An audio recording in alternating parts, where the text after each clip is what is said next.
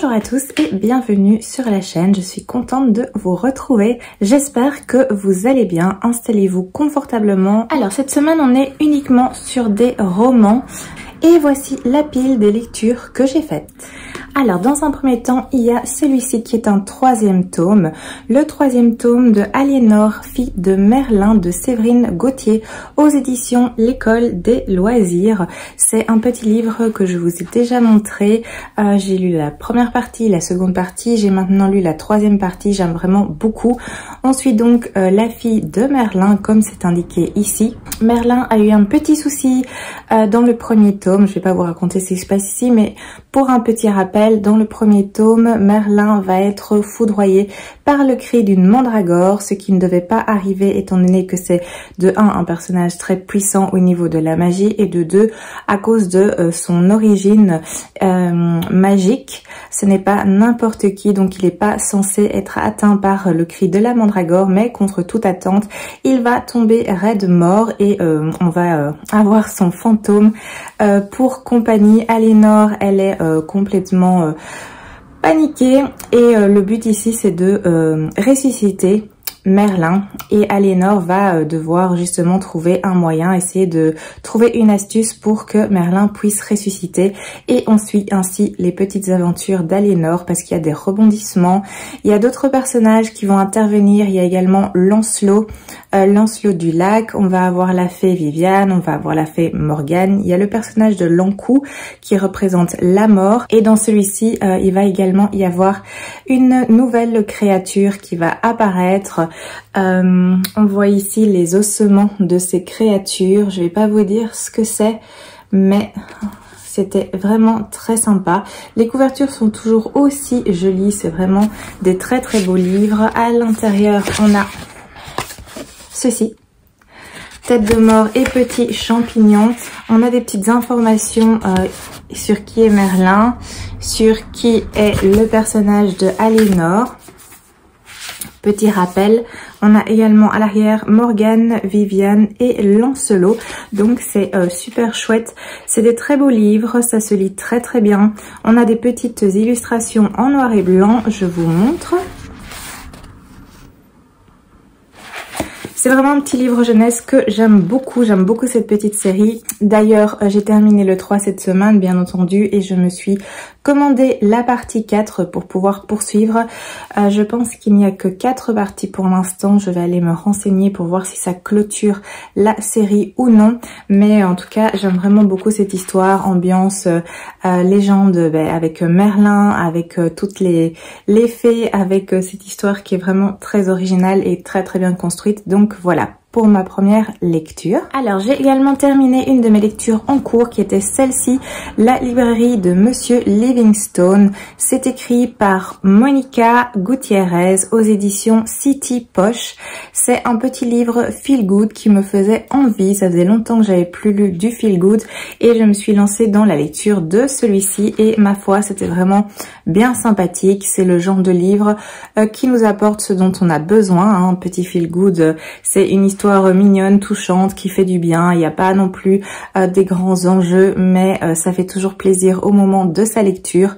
Dans cette histoire, nous allons suivre Agnès, qui est une archéologue de formation. Elle a quitté l'Espagne, donc elle est espagnole, elle a quitté son pays, elle a quitté sa famille pour venir habiter à Londres parce qu'elle espère avoir plus d'opportunités, de trouver un meilleur travail au niveau archéologique bien entendu. Mais c'est très compliqué, elle trouve pas. Elle cherche mais elle trouve rien qui pourrait l'intéresser et au fil d'une balade, un beau jour, elle va entrer dans une librairie parce qu'il commence à pleuvoir et elle va faire la connaissance du propriétaire de cette librairie qui est Monsieur Edward Livingstone, qui est un personnage particulier. C'est un monsieur assez de mauvais poil, bougon de manière générale et contre toute attente, eh bien, ce monsieur Edward est à la recherche d'une employée pour le seconder dans la librairie parce qu'il s'en occupe tout seul. Lui, il a un véritable amour pour les les livres, etc. Et il va proposer en fait ce travail à Agnès, qui la change complètement de ce qu'elle espérait trouver, mais elle va accepter et donc on va la suivre au sein de cette librairie. Ça c'est pour le petit résumé et c'était vraiment une histoire, comme je vous l'ai dit, qui fait du bien. C'est une lecture doudou, c'est confortable, c'est bienveillant, on est bien dans ce genre de lecture. J'ai passé un très bon moment, le livre est pas épais, il fait 250 pages environ, donc ça se lit bien, c'est fluide, il y a du thé, il y a des livres, il y a plein de références à d'autres livres, c'est super chouette. Il y a des personnages qui sont attachants parce qu'on va rencontrer évidemment Agnès, Monsieur Livingstone, mais également d'autres personnes qui font partie de la vie de cette librairie. C'était vraiment très agréable. Si vous avez envie de passer un moment confortable, je vous le conseille. Ça se passe par contre en hiver, donc aux alentours de Noël. Moi ça me dérange pas de lire des livres d'hiver en été, des livres d'été en hiver. Je ne calque pas en général mes lectures spécialement avec les saisons, donc ça ne m'a pas dérangé, mais après tout, si vous préférez respecter les saisons, ça pourrait être une chouette lecture pour décembre, hein, aux alentours de Noël, pourquoi pas. Donc c'était très agréable, comme je vous l'ai dit, je pense. Agnès va commencer son travail dans cette librairie. Au fur et à mesure des jours, et bien évidemment Agnès va beaucoup se plaire dans cette librairie. Elle va s'attacher aux propriétaires, elle va s'attacher aux personnes qui passent dans cette librairie. Elle va trouver aussi un sens à sa vie. Ça va donner pas mal de réponses aux questions qu'elle se posait, bien évidemment. Il y a un petit côté bien-être qui intervient dans ce genre de lecture. Elle va se faire des amis, on s'en doute bien entendu, je pense, c'est le genre de lecture où ça arrive à chaque fois qu'il va y avoir une histoire d'amour qui va arriver. Bref, plein de petits éléments qui ne nous surprennent pas quand on est familier de ce genre de lecture, de ce style, mais c'est ça qu'on recherche aussi quand on se lance dans ce genre de lecture feel good. Donc j'ai passé un très chouette moment. Comme c'est mis sur la 4e de couverture, c'est indiqué que c'est réconfortant et que c'est optimiste, et effectivement c'est le cas. Donc j'ai passé un bon moment avec cette petite lecture. Alors j'ai également terminé celui-ci, Belladonna, comme je vous l'avais dit la semaine passée, de Adalyn Grace, aux éditions de Saxus. Très beau livre, bien entendu, je pense que vous l'avez vu passer partout, mais il est absolument magnifique. À l'intérieur on a ceci, donc c'est super beau aussi.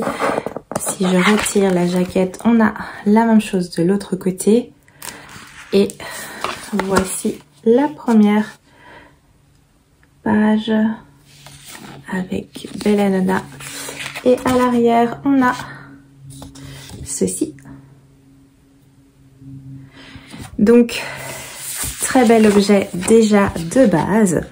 Alors dans cette histoire, à l'arrière il est indiqué: on dit qu'il suffit de 5 baies de belladone pour tuer quelqu'un. Donc l'ambiance est posée et on va suivre Signa, qui est une orpheline.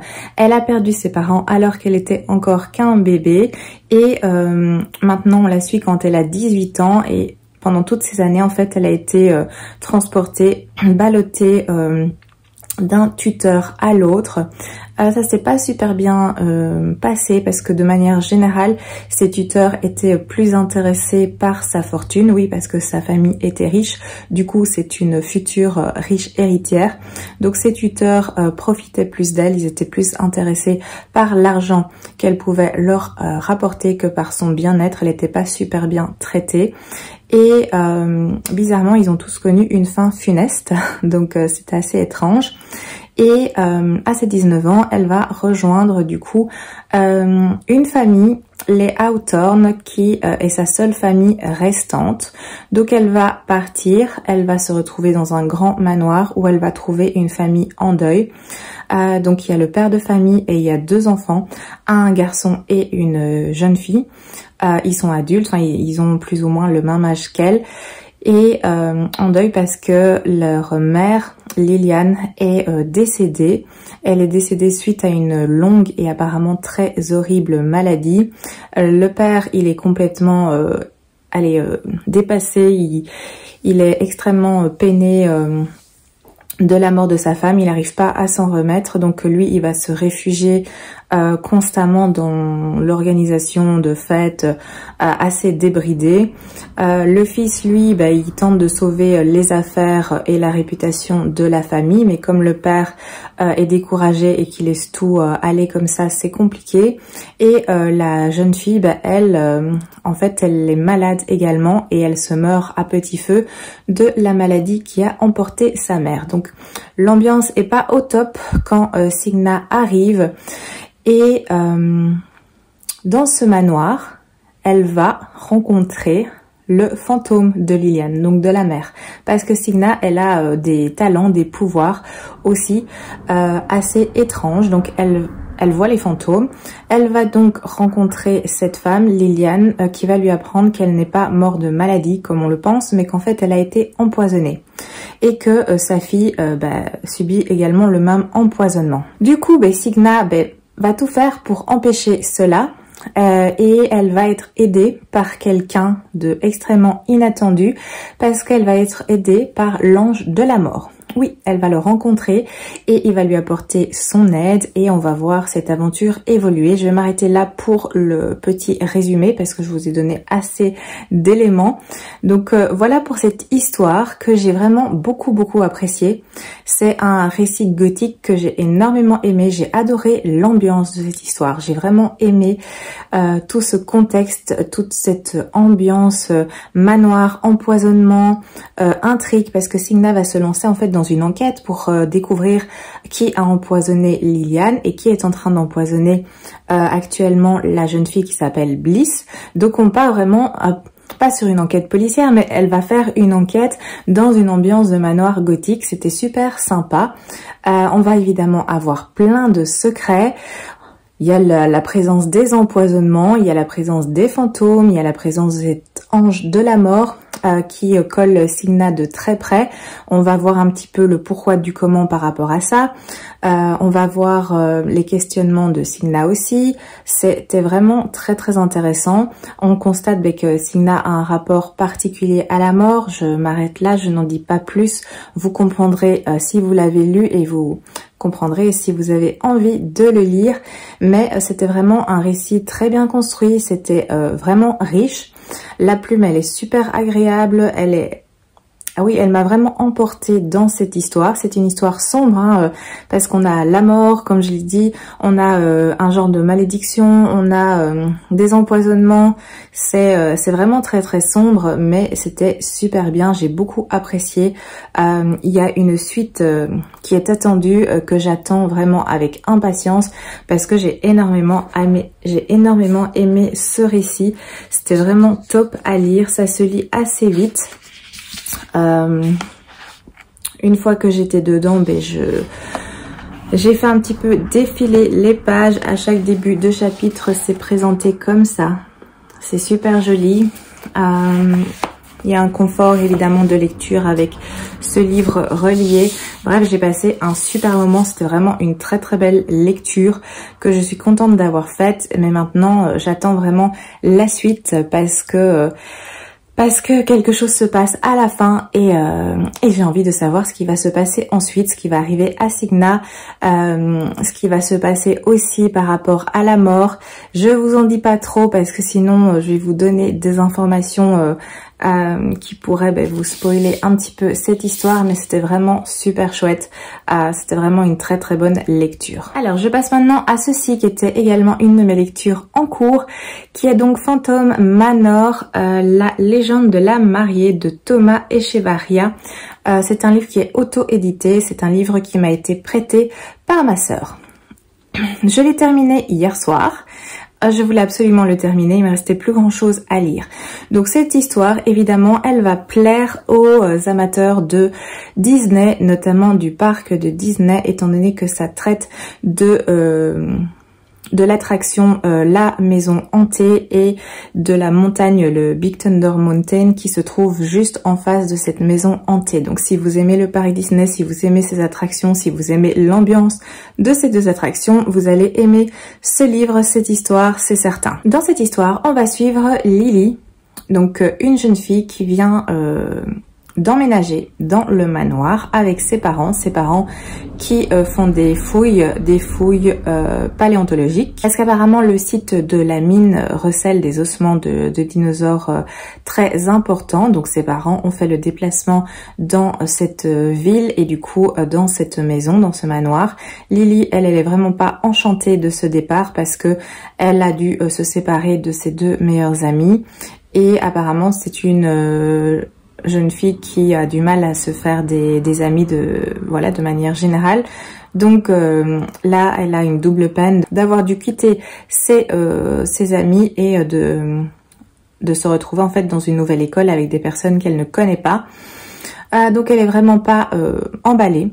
Ils arrivent dans cette maison, évidemment ils s'installent tous les trois et directement Lily, quand elle arrive, elle a un sentiment, une sensation étrange par rapport à cette maison. Évidemment dans la ville, cette maison, elle est appelée Phantom Manor, donc les gens disent qu'elle est hantée, elle est hantée justement par le fantôme de une femme qui s'appelle Mélanie. Donc cette Mélanie en fait, pour la petite histoire, il y a un siècle plus tôt, donc en 1860, elle était censée se marier avec Jake, son amoureux. Le souci, c'est que il y a eu un gros problème à la mine, donc la mine qui se trouve juste en face du manoir. Ses parents ont été voir pour aider et régler la situation. Il y a eu un tremblement de terre, effondrement, tout le tralala. Bref, ses parents sont décédés ce jour-là.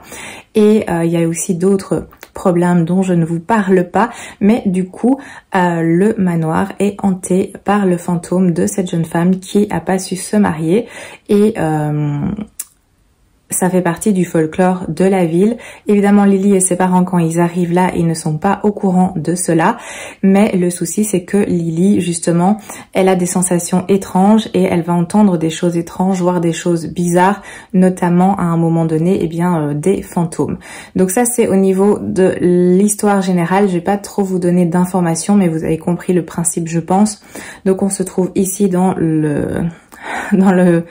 une maison hantée, hein, mais ça on s'en doutait depuis le début, et on va accompagner Lily comme ça dans sa découverte de ce qui s'est passé exactement ce jour funeste, le jour du mariage, parce qu'évidemment le but c'est de faire en sorte que le fantôme de Mélanie trouve la paix, et pour que son fantôme puisse trouver la paix et quitter la maison et éviter tous les petits désagréments qu'occasionne une maison hantée, il faut trouver la cause, il faut remonter dans le passé, il faut faire un petit peu un travail d'enquêteur pour savoir ce qui s'est passé effectivement, et on va suivre Lily dans toute cette aventure.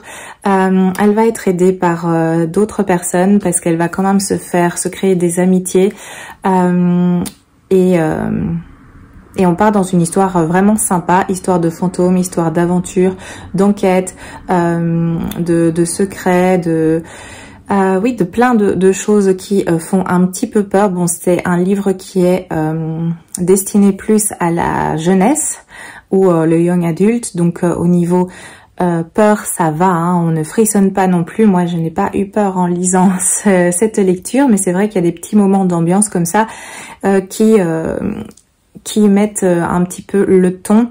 Donc j'ai apprécié l'histoire, c'était vraiment très très agréable. Évidemment c'est parce que j'aime bien aussi cet univers, donc je pense que ça joue, hein. Objectivement je pense que ça joue. Quelqu'un qui n'a jamais été dans le parc Disney et qui lit ça, peut-être qu'il n'aura pas le même ressenti, il pourra sans doute apprécier l'histoire, mais cette personne n'aura sans doute pas le même ressenti par rapport aux petits éléments qui nous sont donnés dans la lecture. Déjà on visualise parfaitement la maison, on visualise parfaitement la mine, le cadre, etc.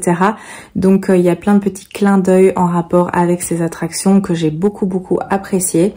L'histoire elle est fluide, c'est des chapitres courts, ça se lit bien, ça se lit tout seul. C'est addictif parce que j'avais dépassé la moitié hier soir et je voulais absolument le terminer aussi. Parce que j'avais envie de savoir ce qui allait se passer, quel allait être le dénouement, qu'est-ce qui allait arriver à Lily et à ses petits camarades, à ses parents, etc. Donc ça, ce sont tous des points positifs. Par contre, les points négatifs, malheureusement, c'est qu'il y a des gros soucis au niveau de l'orthographe. au niveau de la mise en page aussi. Il n'y a pas de numéro de page. Donc ça c'est très particulier et c'est un petit peu embêtant. Parce que je sais pas vous, mais moi parfois je suis occupée à faire un truc et je lis en même temps. Et puis quand j'ai besoin de poser le livre pour continuer ce que j'étais occupée à faire, en général je mémorise la page. Je pose mon livre et puis je reprends à la page où j'étais. Ici, ben, c'est pas possible parce qu'il n'y a pas du tout de page.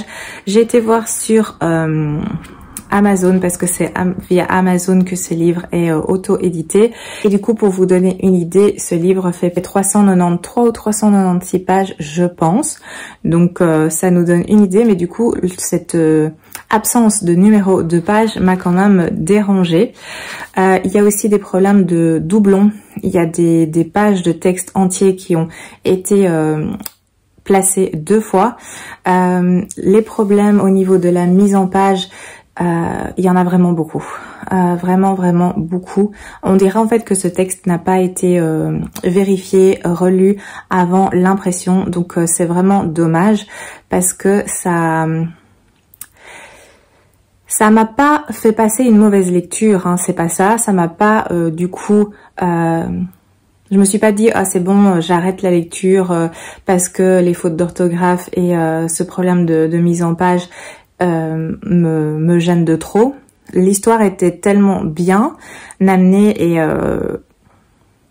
et j'avais envie de connaître cette histoire. Donc je trouve ça extrêmement dommage parce que du coup peut-être que ça pourrait décourager d'autres personnes de continuer de lire cette histoire. Peut-être que ça pourrait être un facteur qui fait que certaines personnes vont abandonner la lecture. Moi, ça n'a pas été mon cas parce que j'étais vraiment emportée, j'avais envie de connaître la suite.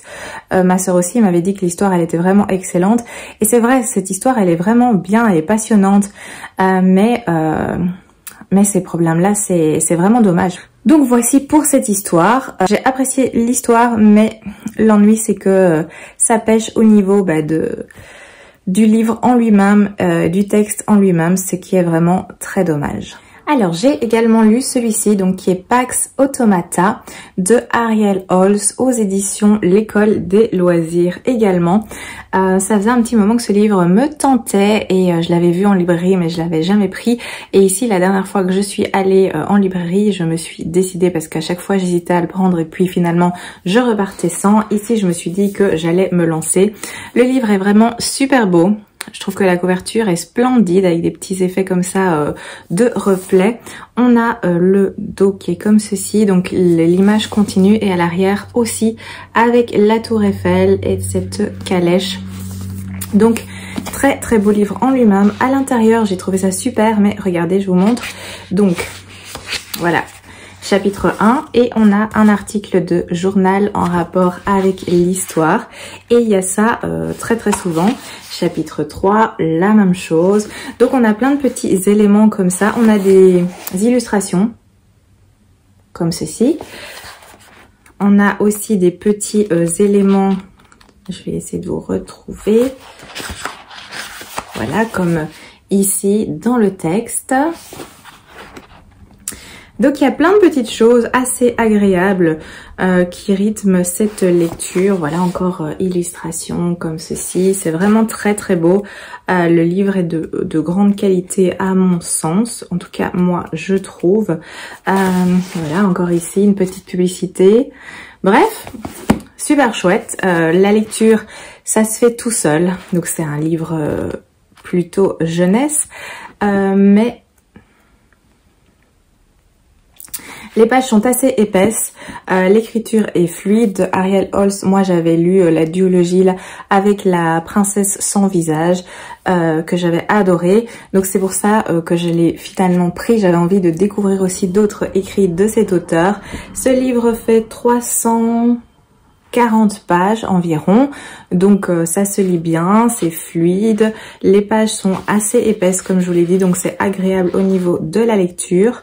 Donc voilà pour ce livre-ci déjà au niveau extérieur, je vais dire. En ce qui concerne l'histoire, donc nous sommes en 1889 et on a l'empereur Napoléon III qui s'apprête à inaugurer l'exposition universelle. Donc ça, je pense qu'avec la Tour Eiffel, on est à Paris, vous vous en doutiez. Et nous sommes dans un Paris qui est différent, étant donné que il y a plein d'automates, de tout genre. Il y a des automates pour aider au niveau des tâches ménagères et d'autres qui ont d'autres missions à remplir. Bref, c'est ce genre de monde dans lequel nous nous trouvons. Et il y a une grande parade d'ouverture justement pour l'exposition universelle qui est organisée. Et on va suivre ici le jeune Philémon de Ferney, qui est un jeune élève de Saint-Cyr, qui fait ses études, qui étudie justement le pilotage d'aéronefs. C'est un jeune homme qui fait partie de la bourgeoisie, je pense que je peux dire ça. Il a 4 sœurs. Et ses parents ont été appelés à l'étranger pour leur travail. Donc pour l'instant, c'est Philémon qui s'occupe, on va dire, de ses plus jeunes sœurs. Donc lui, il a le grand honneur, le privilège de pouvoir piloter le Zéphyr. Donc c'est un nouvel aéronef qui a été créé par un personnage qui s'appelle Clément Ader. Donc lors de cette parade, c'est lui qui va piloter cet aéronef justement pour le présenter à toute l'assemblée, au peuple. Le souci, c'est que il est aux commandes de cet aéronef. Et là, il y a un petit problème mécanique et il va s'écraser. Il va s'écraser sur la salle des machines et il va complètement la pulvériser. Donc c'était pas prévu. Le souci, c'est que sous les gravats, Philémon va découvrir un corps. Donc il pense d'abord avoir tué un jeune enfant. Et en fait, quand il se penche un petit peu plus sur le corps de cet enfant, en fait, il se rend compte que c'est un automate dont les traits sont vraiment particulièrement réalistes, vu qu'il pensait qu'au départ, c'était un être humain, un enfant humain.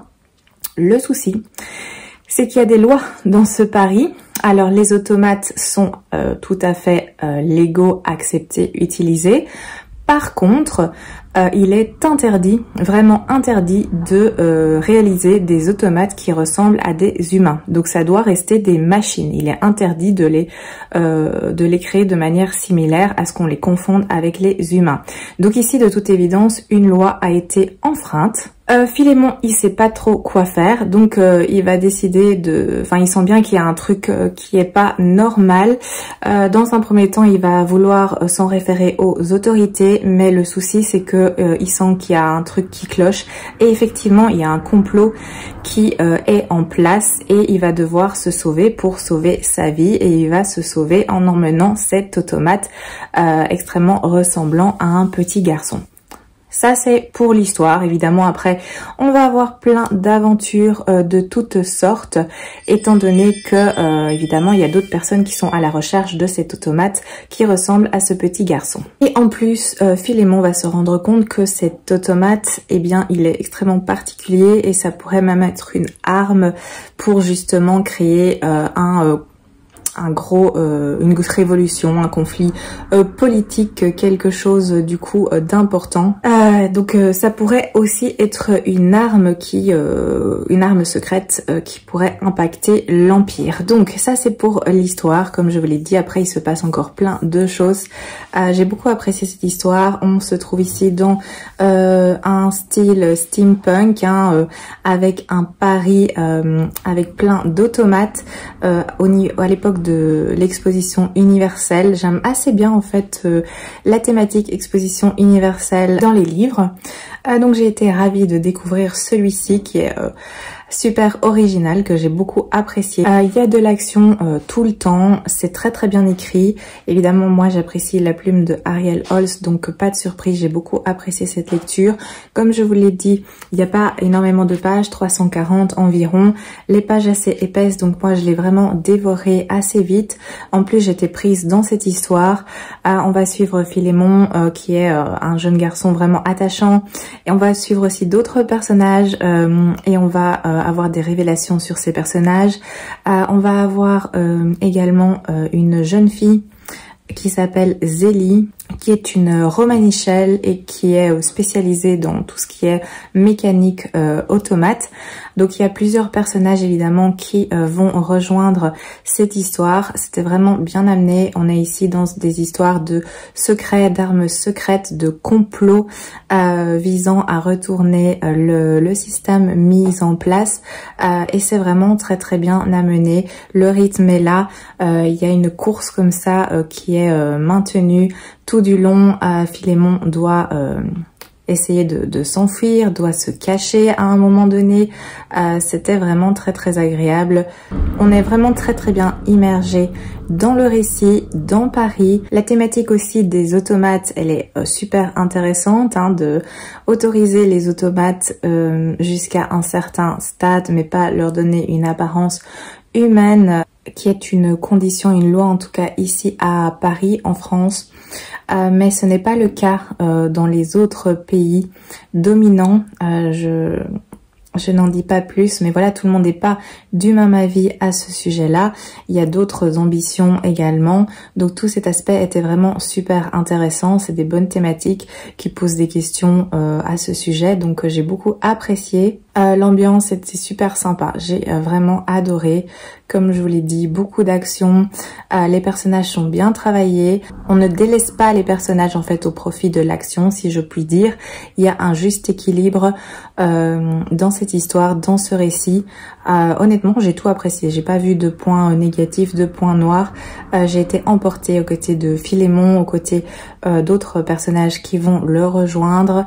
Et j'ai vraiment apprécié cette lecture du début à la fin. Et en plus, eh bien, à la fin, il y a un élément qui laisse, en tout cas moi, qui me laisse penser que ce serait possible qu'il y ait une suite, un second tome, à mon sens. Après, il n'y a pas indiqué que c'était... il n'y a pas le numéro 1 par exemple quelque part ici sur le dos ou sur le livre.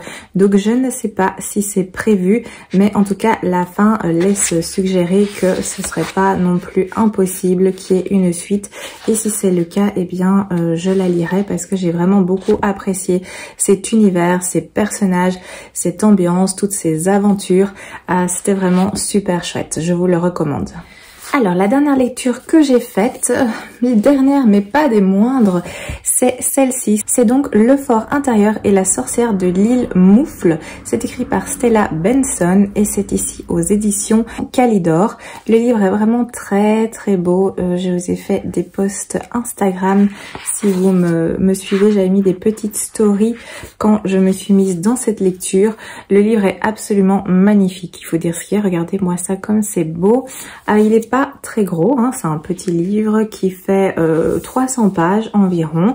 À l'arrière, on a aussi des petits reflets magnifiques jusque sur le dos. Il y a des pages en noir et blanc à l'intérieur, comme ceci. On a une préface, on a des illustrations également dans le texte. Je vous montre. Regardez.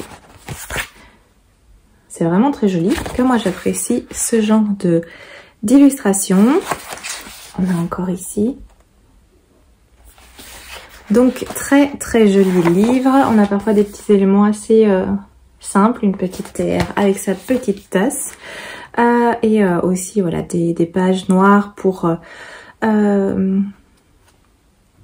passer à d'autres histoires, parce qu'on a cette histoire donc du fort intérieur et la sorcière de l'île Moufle, mais il y a également deux histoires en plus qui s'appellent, je ne me rappelle plus du titre, mais c'est La formule de Noël et alors une autre qui s'appelle Le réveil, une féerie. Donc il y a deux histoires en plus à lire. Je vais vous parler du fort intérieur, en tout cas je vais essayer de vous en parler parce que c'était une lecture très étrange, vraiment très spéciale, qui m'a laissé assez perplexe. Donc je vais déjà essayer de vous résumer, je dis bien essayer de vous résumer ce livre. Alors, nous sommes dans un contexte de guerre. D'ailleurs, ce livre a été écrit, ou en tout cas a été publié en 1919, donc juste après la Première Guerre mondiale. Et ici, on se retrouve du coup dans une atmosphère de guerre. Pendant que il y a des bombardements un petit peu partout, on va suivre une sorcière, mais également un autre personnage, le personnage de Sarah Brown, qui n'a pas grand chose comme possession. Elle a sa petite valise qu'elle a appelée Humphrey et elle a son chien aussi. Et c'est une dame voilà, qui a pas beaucoup d'attentes dans la vie. Et à un moment donné, elle va elle va faire la connaissance d'une sorcière, une sorcière londonienne, avec son balai, évidemment, son balai de sorcière qui s'appelle Harold. Cette sorcière va arriver un petit peu comme un cheveu dans la soupe au plein milieu d'une réunion de comité de femmes donc ces femmes s'étaient réunies pour discuter de divers sujets. Sarah Brown faisait partie de cette réunion. Cette sorcière arrive avec son balai de manière tout à fait inattendue et elle va repartir aussi vite. Le souci, c'est qu'elle va oublier Harold, son balai, et du coup c'est à Sarah Brown que la tâche va incomber de lui rapporter son balai. Donc l'histoire va commencer là et cette Sarah Brown part avec donc Harold le balai, Humphrey sa petite valise et son chien qui s'appelle David, si je me rappelle bien. Elle apprend que cette sorcière vit justement sur une île qui s'appelle l'île Moufle. Elle va arriver dans ce lieu, un lieu extrêmement spécial. On sent bien que c'est un endroit qui est enchanté. D'ailleurs, il y a une forêt enchantée et pas très loin, on va apprendre aussi qu'il y a un domaine où il y a des fées et des créatures inhabituelles. On a aussi à un moment donné un dragon qui sert de concierge. Donc il y a un aspect magique, un aspect fantasy qui est bien présent.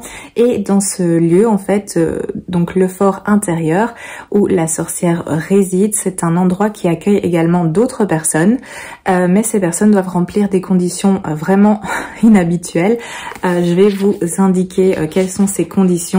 Alors, il y a un passage ici où il y a ça indique, c'est écrit sur la brochure qui vante, on va dire, les mérites du fort intérieur. Donc, je vous lis ça.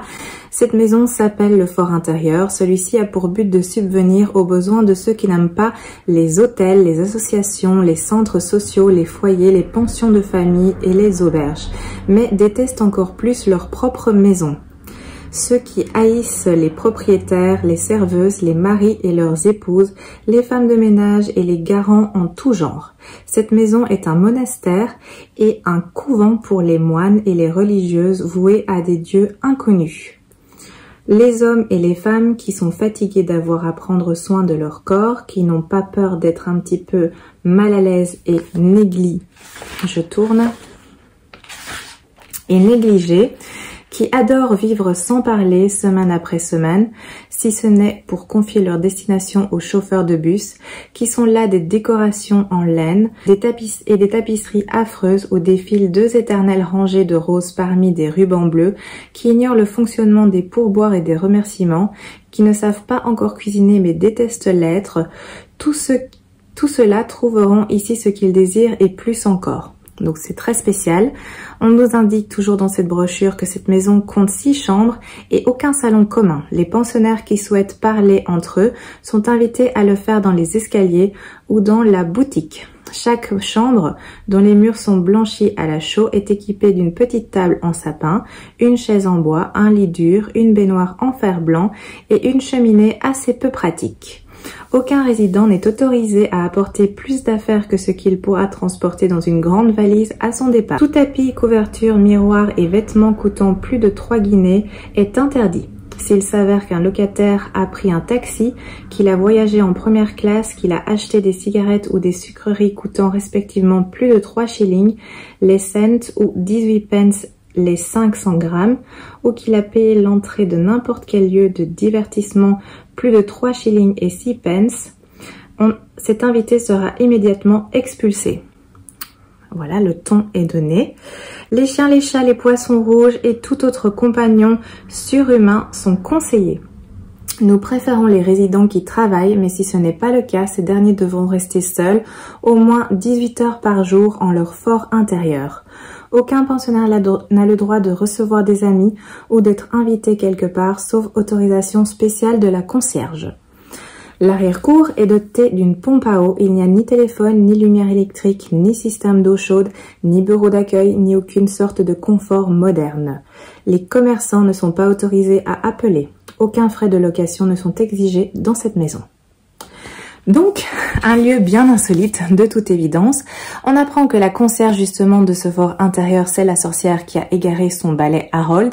Et donc, on suit cette Sarah Brown qui arrive avec sa petite valise, son chien ramène le balai et qui découvre ce fort intérieur, cette brochure, et la sorcière l'invite en fait à s'y installer. Ce qu'elle va faire, bien évidemment, il y a également une autre pensionnaire de ce fort intérieur qui est sur place actuellement, tout le reste est vide et on va suivre voilà ces aventures, si je puis dire, de cette sorcière et de Sarah Brown.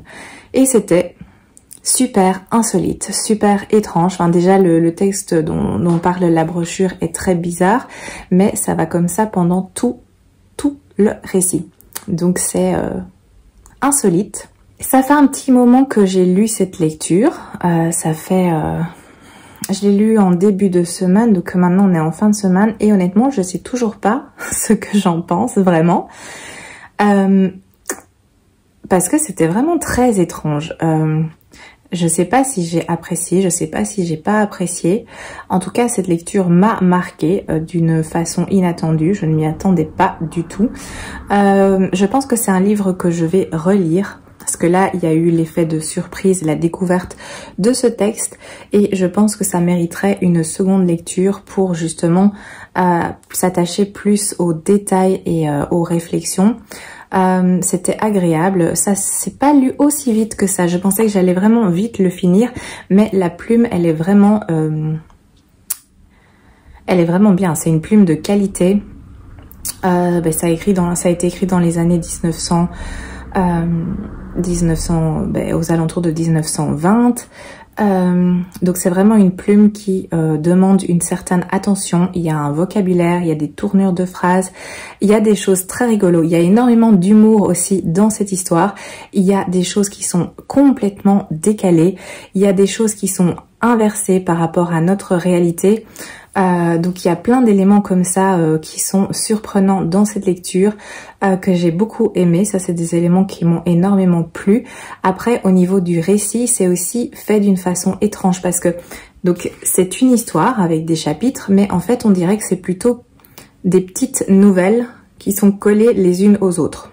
Je sais pas si vous voyez ce que je veux dire, mais c'est vrai que on ne dirait pas que c'est vraiment un récit fluide qui doit être lu en une fois. Oui, l'histoire se construit, mais ça pourrait aussi être toutes des petites nouvelles indépendantes qui sont mises les unes à la suite de l'autre. Donc déjà, ça c'est encore un élément surprenant. Je dis beaucoup de fois surprenant, hein, mais je vois pas ce que je pourrais dire d'autre parce que ce livre est effectivement surprenant. On est ici dans une histoire où la majorité des personnages sont des femmes, donc ça met en avant les femmes. On va être dans la société anglaise. On sent aussi que l'auteur émet une critique vis-à-vis justement de cette société anglaise à cette époque-là. Cette pension porte bien son nom, bien entendu, le fort intérieur. Donc ça permet justement de se ressourcer, de réfléchir, de donner un sens à sa vie. Les personnes qui s'y rendent le font pour cela. Évidemment, c'est bien amené, c'est bien pensé. C'est une métaphore évidemment pour le fort intérieur, pour une réflexion, pour tout ce qui est les états d'âme, etc. Pour remettre en question peut-être ses choix de vie. Bref, vous voyez ce que je veux dire. Donc c'est assez bien amené et c'est assez bien compris à ce niveau-là. Donc il y a un petit aspect aussi philosophique dans cette lecture qui est très intéressante, mais ouais, c'était extrêmement particulier. Beaucoup d'humour, c'est un peu une critique de la société. Donc une lecture qui m'a laissé très perplexe. Mais qui est extrêmement intéressante, qui, comme je vous l'ai dit, nécessitera une seconde relecture, si pas une troisième, parce qu'il y a plein de choses qui m'ont échappé, sans doute aussi au niveau du contexte, vu que c'est clairement en rapport avec la guerre 14-18. La guerre 14-18, oui, je l'ai étudiée à l'école, mais à ce moment-là, j'étais assez jeune et du coup, il y a des éléments qui ont été survolés. Hein. Je pense que dans nos cours à l'école, on n'a pas été en profondeur dans tous les enjeux de cette guerre. Donc, il y a sans doute plein de choses dont voilà, je n'ai pas saisi le sens au moment de la lecture. Donc, je pense que c'est pour ça aussi qu'il faut une relecture pour mieux comprendre les choses. Voilà, mais c'était vraiment très intéressant. C'est très riche. C'est quelque chose de complètement différent au niveau de la fantasy. En tout cas, c'est différent de tout ce que je connais en fantasy. Après, je suis pas non plus la spécialiste de la fantasy, mais du coup, voilà, c'était une lecture assez surréaliste. Avec plein d'éléments que j'ai beaucoup apprécié aussi, parce que voilà, on a de la magie, c'est fantastique, il y a des sorcières, contexte Première Guerre mondiale, on a tout ce qui est rattaché à l'humour, on a une critique de la société anglaise, on a de la philosophie, on a des réflexions quant à sa vie aussi, le sens donné à la vie, avec des créatures aussi appartenant à l'imaginaire. Donc il y a beaucoup de choses à dire sur cette lecture. Je vais m'arrêter ici, mais je pense que vous avez compris ce que je voulais exprimer. Mais du coup, si vous voulez vous lancer dans cette histoire, n'hésitez pas et dites-moi ce que vous en avez pensé, ou si vous l'avez déjà lu, dites-moi votre ressenti, parce que ça m'intéresserait vraiment beaucoup de discuter de ce livre, parce que c'est un livre extrêmement intéressant. J'ai adoré la plume, comme je vous l'ai dit, je pense, mais la plume, elle est vraiment incroyable, elle est extrêmement bien travaillée.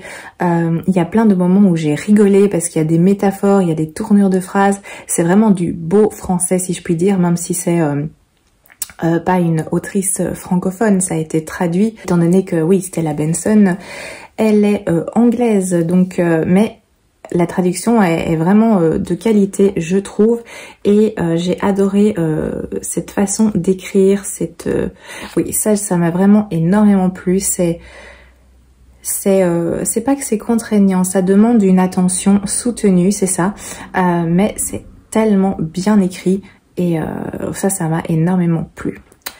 Voilà pour cette histoire. J'ai essayé de m'en tirer du mieux possible, parce que c'est la première fois, je pense, qu'un livre me laisse dans cet état. Il y a des livres qui nous chamboulent, qui nous surprennent, qui nous laissent perplexes, c'est déjà arrivé, mais à ce point-là, c'est vraiment la première fois. Donc une grande première. Voilà, il faut de tout, hein, il fallait que ça arrive, donc c'est arrivé avec cette lecture. Donc n'hésitez pas, hein, si vous l'avez lu, revenez vers moi s'il vous plaît, qu'on puisse en discuter. Voilà, ça c'est pour mes lectures faites cette semaine. Là, j'ai entamé d'autres lectures, je vais vous les montrer bien entendu. Alors, je me suis lancée dans la suite de cette saga de Robin Hobb avec le second tome de l'Assassin Royal, l'Assassin du Roi. Moi, j'ai ces éditions-ci. Après, j'avais craqué, j'ai acheté la nouvelle édition pour le premier tome, comme je vous l'ai montré. Après, je vais me modérer, je vais pas racheter la saga avec les nouvelles couvertures. J'ai celles-ci qui sont aussi jolies, ma foi. Et j'ai bien avancé. Le deuxième tome est moins gros que le premier. Donc si ça peut être une information utile pour vous, c'est une saga qui contient énormément de tomes, hein, qui est vraiment massive en fantasy adulte. Mais c'est vraiment une fantasy adulte de grande qualité. C'est vraiment top, je pense que... Allez, tout le monde vous le dira. Je n'ai pas entendu une seule personne qui m'a dit ah, j'aime pas du tout l'Assassin Royal ou cette fantaisie de Robin Hobb, parce qu'après il y a d'autres titres. On a aussi les naufragés de je ne sais plus quoi. Les naufragés. Ah, j'ai un trou de mémoire. Si ça me revient, je le noterai en bas. Mais voilà, il y a plusieurs époques, c'est une série incroyable dans laquelle on se lance, en tout cas dans laquelle je me lance, mais c'est tellement bien. Ici, j'ai dépassé la moitié, je suis à 53%, 54%, quelque chose comme ça. Et j'aime beaucoup, c'est vraiment bien. Je vous la recommande, comme à mon avis, tous ceux qui en parlent pourraient vous la recommander. Alors, je suis toujours dans cette lecture. Je crois que je l'avais présentée la semaine passée de Megan Lindholm, qui est en fait Robin Hobb. Donc ici, je lis la même autrice en fantasy et en science-fiction. J'avais envie de la découvrir en science-fiction avec Alien Earth aux éditions Le Livre de Poche. Là, j'ai un petit peu avancé. Je suis à la page 80 et j'aime bien cette lecture. Je vais un petit peu plus m'y atteler parce que j'ai fait un peu passer en priorité l'assassin royal, mais je vais poursuivre celui-ci. Et je me suis également lancée dans celui-ci qui est La tête de Gideon Green de Katie Henry aux éditions Pocket Jeunesse. C'est un livre qui me faisait vraiment très envie, que j'ai acheté il y a pas longtemps, dès sa sortie. Il vient de sortir, enfin il est sorti il y a peut-être un mois ou deux, et j'ai eu envie de le lire, de pas le laisser traîner. Donc je l'ai commencé hier soir, j'ai lu un petit peu avant d'aller dormir. Je suis à la page 47. C'est Pocket Jeunesse, donc c'est aéré, c'est fluide. Il y a moins de 400 pages, si je me rappelle bien, 370, donc ça va se lire assez rapidement.